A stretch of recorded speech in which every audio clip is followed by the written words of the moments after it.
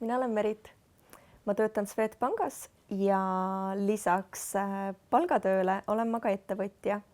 Ma teen selles armsas saunamajakeses, pakun Airbnb teenust ja lisaks teen siin ka massaaže ja erinevaid eterlike õlidega töötubasid.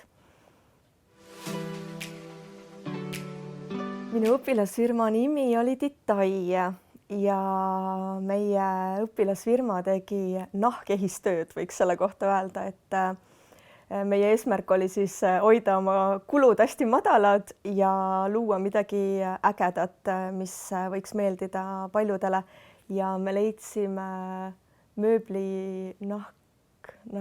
mööblitehasest jääke nii-öelda, mis me saime tasuta materjali endale, millest me tegime vöösid ja juukseehteid. Vööd olidki meil just põhilised, mis olid sellised üliägedad ja väga stiilsed. Ma täna ei ole kindel, kas ma täna ka seda arvan, aga seal olid veel jänesenahkasid ja tegime roose nahkadest, et päris lahedad nägid välja. Ja juukseroosid olid samamoodi, mida sai patsidesse panna, sellised ägedad lehtlehe haaval kokku kleebitud naha kaunistavad ehted. Õpilasfirmaga läks meil hästi. Me olime kolmekesi, 3 klassiõega või kolmekesi ja me tegime kuidagi hästi südamega seda tööd, et meile meeldis see loomeprotsess, mis on huvitav, et siis oli aasta 2003, kui me alustasime, et see on mul siiamaani see pisik sees, et mulle hullult meeldib luua erinevaid ägedaid asju. Meie süsteem kuidagi hästi töötas, et me saimegi õhtuti kokku ja me lihtsalt nautisime ja põletasime oma roose ja tegime uusi disaine ja joonistasime neid disaine ja inimestele meeldis meie toode ja me saime isegi parima käibega ettevõtteks mingil laadal, nii et me olime ikka teistest 3 ringiga ees. Et ma arvan, et meil läks väga hästi. Me küll ei võitnud, aga meil läks väga hästi, et ülihea kogemus oli. Paberitöö oli küll ka selline minu jaoks sihuke challenge nagu, et kõik see saada sellesse nii-öelda vormi. See oli selline väljakutse, aga selline hoo pealt loomine, et kui nõudlus on suurem näiteks ja sul ei ole nii palju toodet, kuidas me reaalselt puusalt tootsime tooteid juurde, et oleks kliendile alati pakkuda tegelikult kaupa. Et see oli hästi huvitav, et kus meil oligi ükskord 2-päevane laat ja me müüsime esimese päevaga reaalselt enda lao tühjaks ja meil ei olnud enam tooteid ja me lihtsalt öö läbi hotellis ei maganud ja me tegime öö läbi uusi vöösid, et järgmine päev oleks veel müüa. Kindlasti kõige suurem meeldejäävam lugu oli tegelikult see, et me saime Euroopa messil käia, mis oli Šveitsis Lugano järve ääres ja seal oli väga palju, lisaks sellele laadale oli hästi palju toredaid ekskursioone, me saime ikkagi Euroopat näha ja käia erinevates toredates kohtades, et selline võimalus tegelikult, et sul on õpilasfirmaga võimalik minna ka reisima ja maailma näha, et see oli hästi vahva. Ja et üldse need koos tegemised ja need laadad ja inimestega kokkusaamised ongi juba selle õpilasfirma ajal ühed minu meelest kõige ägedamad asjad just, et sa saadki erinevates kohtades käia ja erinevate teiste noortega kokku. Minu teekond ettevõtluse juurde, ilmselt algas õpilasfirmast, eks ole. Ja siis ma olin ilusti tublisti palgatööline ja minu ettevõtlus tegelikult algas siis, kui ma jäin lastega koju dekreeti ja ilmselt ma ei ole sihuke seisev kivi ja ma ei suutnud seal dekreedis olla nii, et ma mitte midagi ei tee samal ajal. Ja just enne hetk tagasi tuli veel meelde, et esimese lapsega, kui ma kodus olin, siis ma tegingi oma esimese firma ja elasime veel Tallinnas sel hetkel ja mul oli teise järgu riiete kauplus. Kohe sihuke suur kasutatud riiete kauplus.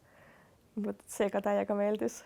Need ilusad riided ja jälle klienditeeninduse inimestega koos töötada. Et see oli nagu esimene asi. Siis maale kolides tuli kohe teine asi. Siin ei saa ikka edasi ju passida niisama, et täiega tuleb luua. Et ma leian alati kõigest midagi, mida teha ja siis ma võtsin 700 kana siis ma hakkasin kodukanamune müüma. Nii et 4 aastat tegelesin vabapidamise kanade munade müügiga ja kanade kasvatusega ja õppisin sinna juurde ka kõik põllumajandushariduse ja kõik paberid nii nagu peab. Ja siis tuli Airbnb-ga lisaks ja massaažid, et need on viimased 3 aastat olnud, siis 3-4 aastat olnud siis sihuke hingetöö. Praegusel hetkel ma siis käin nüüd aasta aega tagasi Swedbankis tööl. Ja kuna me 7 aastat tagasi kolisime maale, siis maal tuli luua ka lisaväärtuseid, et siin oleks esiteks huvitav, et oleks lisasissetulekuid ja kui sul on selline tore, äge, suur territoorium ja palju hooneid, siis seda tuleb ka inimestega jagada. Ja siis 4 aastat tagasi alustasime Airbnb-ga enda saunamajas ja see on nüüd aastalt aastasse kasvanud. Nii et meil tänaseks on iga nädalavahetus peaaegu kliendid, kes tahavad siis tulla linnakärast eemale, sauna nautima. Mõned valivad massaaži, kümblustünni on võimalik võtta endale lisaks, et tullagi lihtsalt olema. Et netti siin eriti pole, telekakanaleid ka ei ole, nii et tulebki päriselt ennast välja lülitada ja nautida. Ja massaaže ma teengi siis tegelikult nii-öelda oma saunaklientidele, kes siia tulevad. Või siis, kui klient soovib massaaži tulla, siis ta samuti saab seda siin saunamajas täiesti privaatselt koos küünalde muusika ja prõksuva kaminaga. Ja tegelikult käin ma ka klientidel kodus, et need, kes näiteks ei saa siiapoole tulla, aga ise olen liikumast erinevatesse linnadesse, siis teengi vahest selliseid massaažipäevi, et mul on 3-4 klienti ja käingi ühe juurest teise juurde kodus. Õpilasfirma kogemus on kindlasti aidanud mind tänasesse hetke, et ma arvan, et see ettevõtluspisik saigi alguse juba sealt ja see loomine ja hoo pealt loomine ja vaadata, mis on kliendi vajadus ja mida klient soovib siis nii-öelda vastavalt kliendi soovile tuua siis toode letti, mida ta tahab tegelikult saada, et kuna meil oli samamoodi erinevaid tooteid, aga kui sa näed, et midagi ostetakse ära, aga midagi ei osteta, siis lood juurde neid asju, millel on nõudlus suurem, et kindlasti see õpilasfirma kogemus on hästi palju juurde andnud ka sellist kiiret reageerimist ja ma arvan, et sealt ikkagi mul see kliendi suhtlus ka on alati nii väga meeldinud, et ma olengi tänased kõik mu ettevõtmised on tegelikult seotud klientidega ja kliendi suhtlusega, et kas siis oled müünud midagi või pakkunud teenust, siis see on alati seotud inimesega, mitte põlve otsas nokitsemisega üksinda. Väärtused, mis on minu jaoks olulised, on alati selline läbipaistvus ja ausus, et miks ma ka siin maal olles tegelikult olen kogu aeg pakkunud nii-öelda kas siis seda vabapidamise kanamuna, mis ongi tervislik ja puhas ja alati nagu olla kliendile ka läbipaistev kõiges, et kuidas sa pead, kuidas sa teed oma äri, kuidas need asjad nii-öelda turule tulevad, mida sa lood, et see läbipaistvus on minu meelest üli oluline ja olla aus nagu kliendi vastu, et sa ei jätagi nii-öelda kas või seda musta ja rasket osa nagu varjule kuskile, vaid see ongi reaalsus ja sa oled sellega läbipaistev kõiges.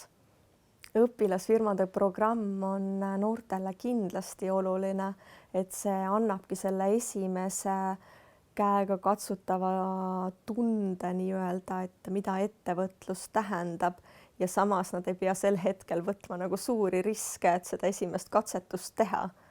Et see nii-öelda kui see päris ettevõtluses läheb midagi tuksi, siis tavaliselt need kaotused on suuremad, siis selle õpilasfirmaga on minu meelest nagu hästi tore natuke saada seda esimest maitset suhu. Kindlasti ma tegelikult võib-olla ei ole see õige täna, sest 20 aastat tagasi meie ikkagi lõime oma toote nullkuludega, et kui keegi poleks ostnud, poleks väga midagi juhtunud. Aga täna ma tean, et tehakse ikkagi väga vingeid asju koostöös erinevate ettevõtetega, et võib-olla siis ei ole see päris nii. Ma olen nüüd hästi aus, kas ja kuidas mina toetan õpilasfirmasid, siis tegelikult ma ei ole neid täna toetanud, sellepärast et kas ei ole mul seda teadlikkust olnud või seda, et keegi oleks küsinud abi ja ise pole osanud pakkuda, et kuna nii palju toetan, et mul on ema hullult äge majandusõpetaja ja siis ta teeb iga aasta õpilasfirma, siis ta on täiega täiega pingemutt pere toetab. Aga ei, see on kindlasti tore, tegelikult tuleks noori toetada ja see ettevõtmine on hästi lahe, et ma ilmselt pole leidnud seda kanalit või seda kohta, et isegi osata toetada. Õpilasfirmade loomine ja õpilasfirmadega tegelemine on üks igati äge ettevõtmine ja meie saame ka seda omalt poolt toetada, kas siis oma aja, oma vahenditega, lihtsalt olla toeks nendele noortele, kes saavad teha oma esimesed sammud ettevõtluses. Teeme seda koos ja aitame neil kasvada.